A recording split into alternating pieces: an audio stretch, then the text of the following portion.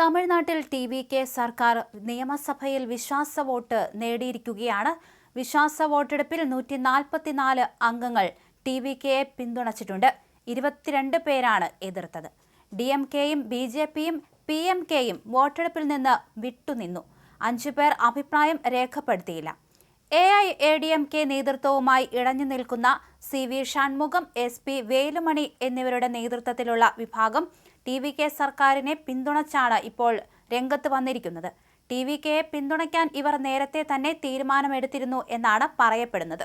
എന്തായാലും 120 അംഗങ്ങളുടെ പിന്തുണയുണ്ട് വിജയ്ക്ക്. ഷൺമുഖം പക്ഷത്തുള്ള വിമത MLA-മാരുടെ കൂടി പിന്തുണ ലഭിച്ചതോടെയാണ് ഇപ്പോൾ അട്ടിമറി വിജയം നേടിയിരിക്കുന്നത്. ടി.വി.കെക്കെതിരെ വോട്ട് ചെയ്യാൻ AIADMK general secretary Edappadi K Palaniswami പാർട്ടിയുടെ 47 MLA-മാർക്ക് വിപ്പ് നൽകിയിരുന്നുവെങ്കിലും ഫലമുണ്ടായില്ല.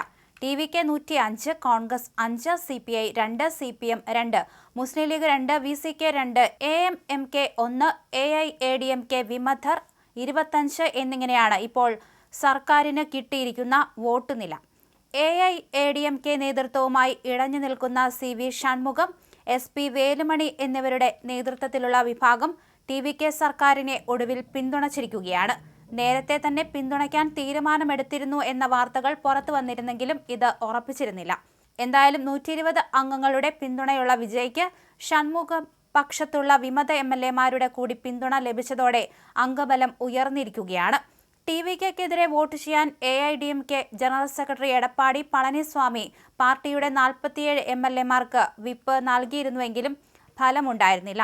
അതേസമയം തന്നെ പൊതുസ്ഥലങ്ങളിൽ ബാനറുകളും പോസ്റ്ററുകളും സ്ഥാപിക്കുന്നതിനെതിരെ പാർട്ടി പ്രവർത്തകർക്ക് കർശന മുന്നറിയിപ്പ് നൽകിയിരിക്കുകയാണ് തമിഴക വെട്രി കഴകം.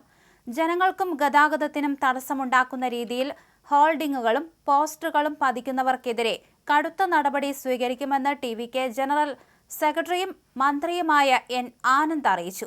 പാർട്ടി പ്രവർത്തകർ ഉത്തരവാദിത്തത്തോടെ പെരുമാറണമെന്ന് N ആനന്ദ് തന്റെ X പോസ്റ്റിലൂടെ ആവശ്യപ്പെട്ടു. പൊതുസ്ഥലങ്ങളിൽ ജനങ്ങൾക്ക് ബുദ്ധിമുട്ടുണ്ടാക്കുന്ന രീതിയിൽ ജന്മദിനാഘോഷങ്ങളോ കുടുംബ ചടങ്ങുകളോ മറ്റ് പരിപാടികളോ നടത്താൻ പാടില്ല.